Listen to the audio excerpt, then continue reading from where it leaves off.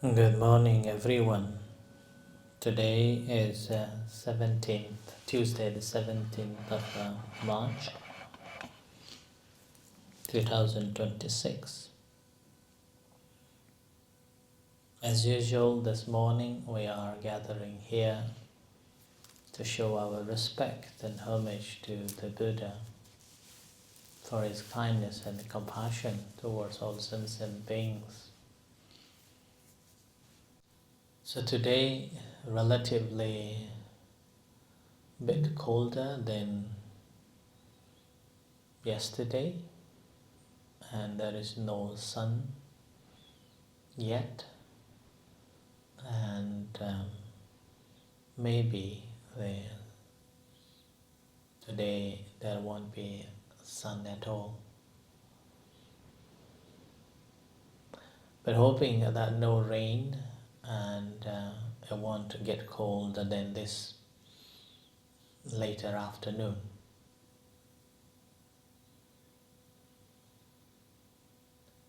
So weather is very unpredictable, particularly living in Scotland, as we know that the weather can change very quickly and very dramatically. You may be able to experience the 4 seasons in a day. Morning maybe rain, afternoon maybe snow, and again the sun rises like that. So Scotland is famous for it. There are different seasons in a day. At least 3 seasons we encounter quite a lot of time throughout the year.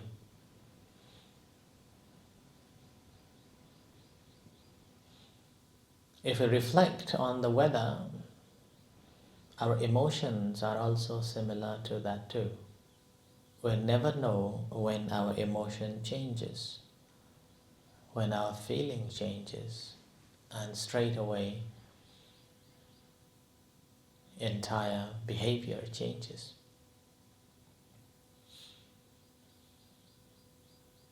Sometimes you may be talking to somebody and having fun, but within a flicking moment, something triggers and become enemies. Another time, everything seems going fine, but somehow and suddenly our emotion changes and we close ourselves.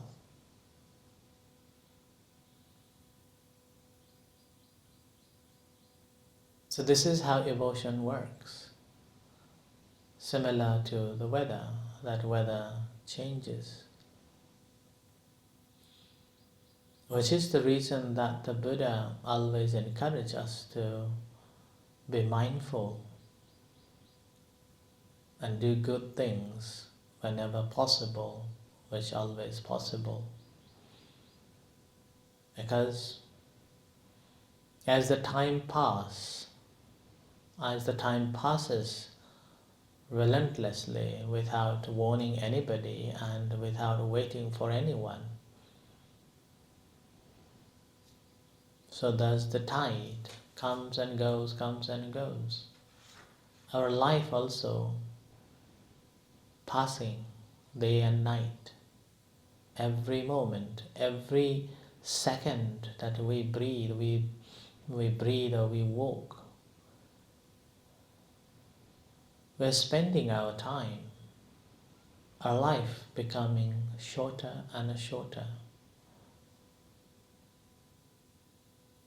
When we were young, we may have a perception that I'm getting elder or getting younger, getting bigger.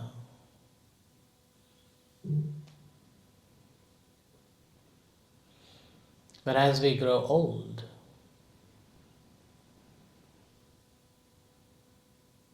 we begin to perceive that I'm getting old and I have very limited time. The limitation of the time often causes us a fear and afraid.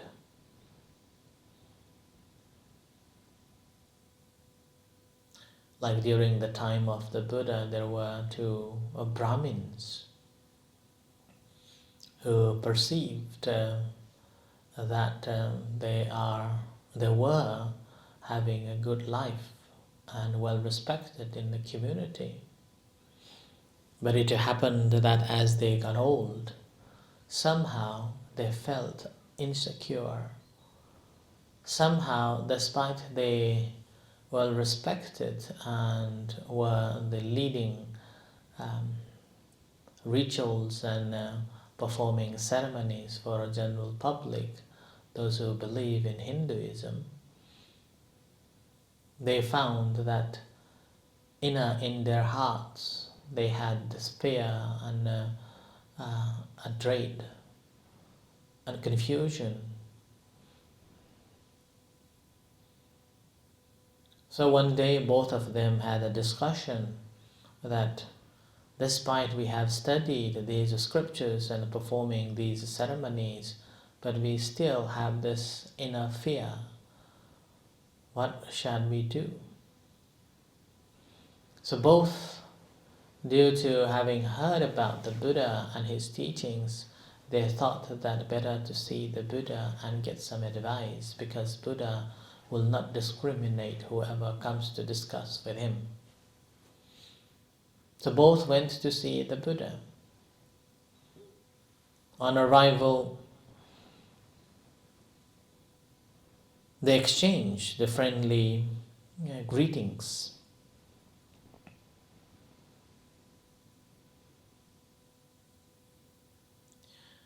And after the friendly greetings, politely they spoke to the Buddha, saying that we Brahmins are here to get some advice from you, worthy Buddha. We are old, elderly, and senior. We are advanced in years and have reached the final stage of our life.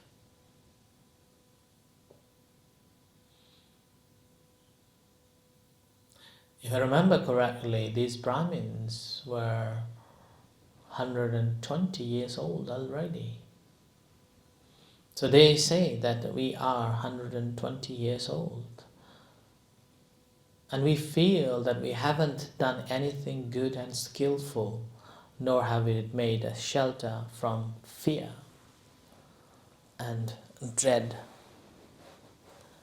So we are here, worthy Gautama, that give us an instruction which will help us for our long-lasting welfare and happiness. Having requested in such a way, Venerable the Lord Buddha then say to these two senior old Brahmins that, yes, I can see you are old, elderly, and senior, but it's very sad to hear that you haven't done any good or skillful actions, nor have done any shelter from fear. Whether we like it or not, the world is led onward by old age, sickness, and death.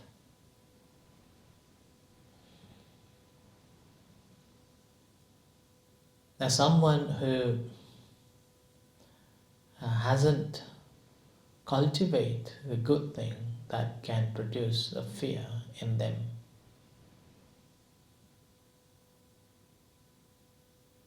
So, how one can develop the shelter from the fear? The Buddha advised to them, saying that restraint by way of a body, speech, and a mind is the shelter, refuge, and also island for yourself. So restraining committing any unwholesome deeds from physical, verbal, and mental is basically giving you freedom from fear.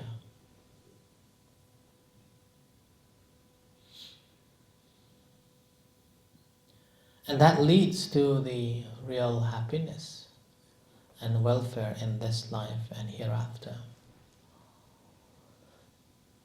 So further instruction the Buddha gave that old age and sickness and death is like a burning us.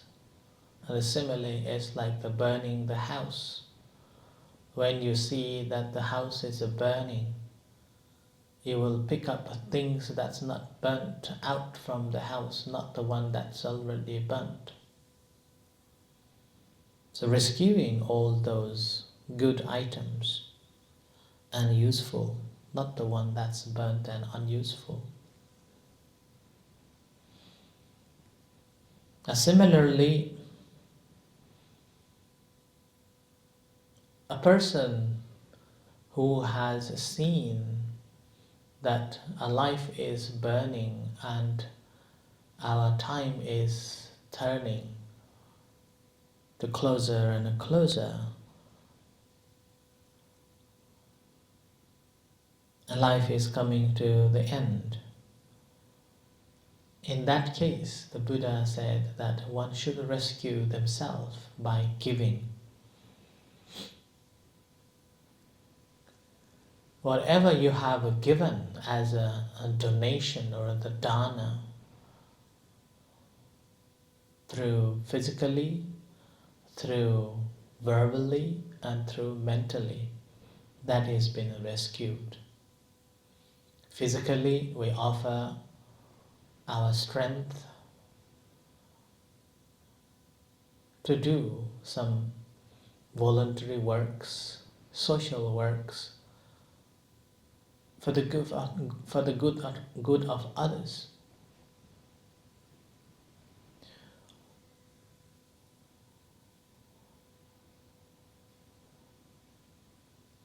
So that's what we are doing now. Physically, we are helping to build the holes these couple of days. So physically, we are engaged and giving. Similarly, there are few people who have contributed financially. That's also giving. But we are not financially supporting, but we are supporting with our strength. Physically doing, constructing. And then the verbally doing, verbally giving, as advice, the proper advice, or having um, a what's called discussion, a fruitful discussion to make it happen, or the task that we are working is taking place, and that for the successful of that, or a troubleless completion.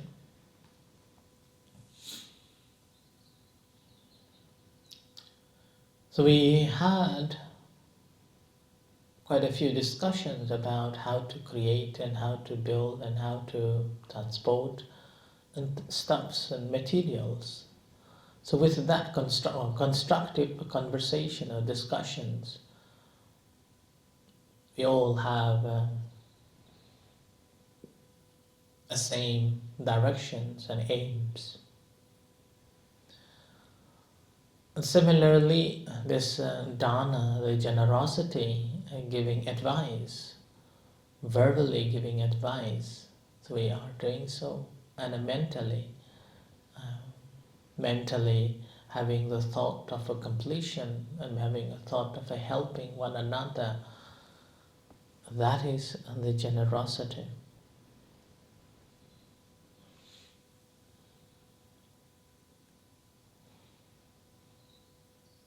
So that's why the giving, according to the Buddha's teachings, is not just the giving the food. It's not just the giving material things to do something, or for the social services of volunteering, or even to the monks and the temples and the monasteries. So physically doing is also regarded as giving, and that's been kept, rescued for us.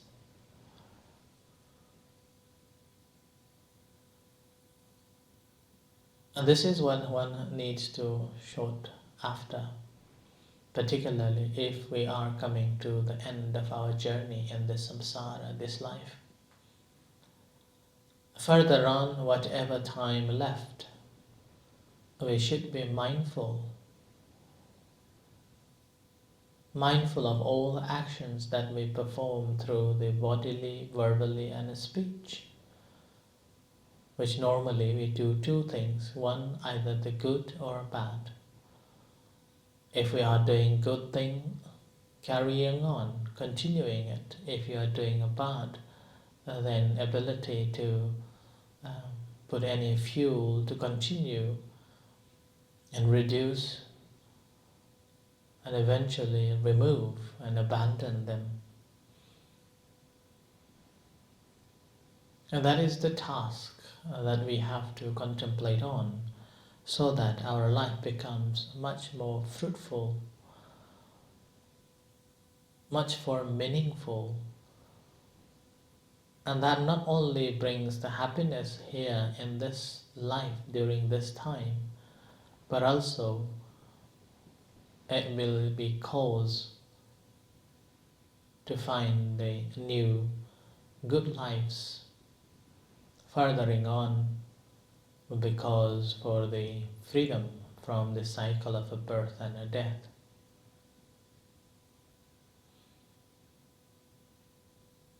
So that's why our life again slowly moving towards the end of our journey, day and night. So live a heedfulness, live a mindful life, and do not live heedlessly. Contemplating on every actions that we perform and cultivating the good deeds in whatever means or ways possible, which we can do it in all the time. Even spreading good news, the Dhamma, through the social media is an act of sharing, act of doing something good. Maybe a little few notes on the how to live a good life. Maybe referring to the Buddha's some of the sayings and posting on a social media is an act of doing something good, rather than scolding without knowing what we are looking for and disturb the mind. But whenever we read and heard the teachings of the Buddha, or something that encouraging and enlightening words, that really calms the mind down, as well as whoever reads it. They also feel connected and feel freedom. So that's why it is advised that our life is uncertain, but death is. And before it comes, live life fully. Live life fully doesn't mean thinking that this is the only life we have. We have many other lives to live. So thinking that, like when we were young, we tried to find a good job hoping that when we get old, these savings will save us or give us a comfortable life. Similarly, whatever good things that we have performed through physically, verbally, and mentally, that will be safeguarding our lives to follow in many lives to come. So continue whatever good things that you have been doing and continue on that cultivation of the good things which will bring real happiness and a real well-being, and you don't have any fear whatever whenever we are whenever you are or we are about to finish our journey on this life, which means we have already accumulated enough savings for our next journey. So I offer this as a reflection and wish you all the best for you all to continue practicing and performing good deeds for many years to come. So with this, let's do the chanting.